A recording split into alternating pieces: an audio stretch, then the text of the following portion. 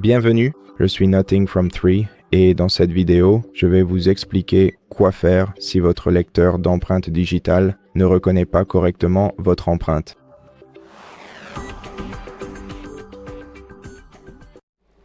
Dans ce cas, vous devrez enregistrer une nouvelle empreinte digitale sur votre appareil.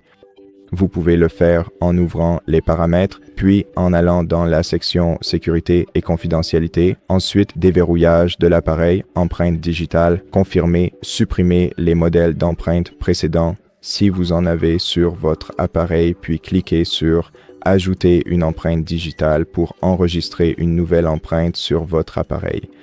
Sachez que si vous utilisez un protège-écran sur votre téléphone, cela peut affecter la façon dont le capteur d'empreinte digitale reconnaît vos empreintes.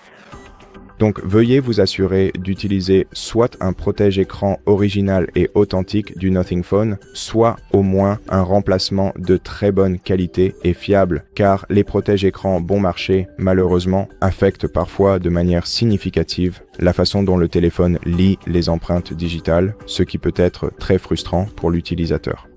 Maintenant, afin de garantir la meilleure expérience possible et d'assurer un fonctionnement optimal, essuyons délicatement la surface du capteur avec une serviette propre et sèche. Essuyez simplement, délicatement, afin de rendre la surface propre et lisse pour que le capteur lise correctement notre empreinte digitale. Essayons à nouveau.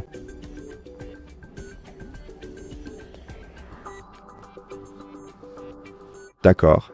Cliquez sur Configurer, puis placez votre empreinte digitale sur le scanner.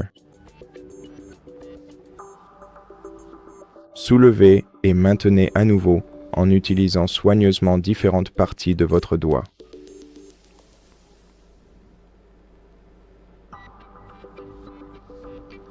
Maintenant, placez les bords et lorsque votre empreinte digitale est ajoutée, cliquez sur Terminer.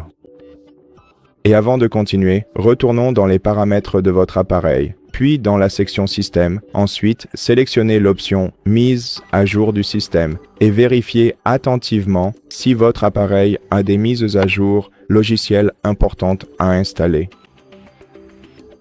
Comme vous pouvez le voir, mon téléphone est à jour, mais si vous avez des mises à jour à installer, assurez-vous également de le faire, car cela influence aussi la façon dont le téléphone lit l'empreinte digitale.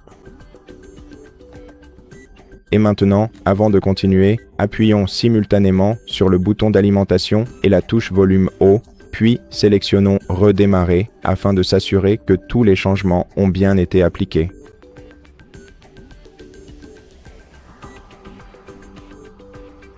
Voyons maintenant comment fonctionne la fonctionnalité d'empreinte digitale. Et comme vous pouvez le voir, cela s'est très bien passé pour moi et j'espère qu'il en a été de même pour vous. Et si cette vidéo vous a aidé, merci de vous abonner à notre chaîne. Laissez-nous un like et un commentaire ci-dessous et je vous retrouve dans la prochaine vidéo.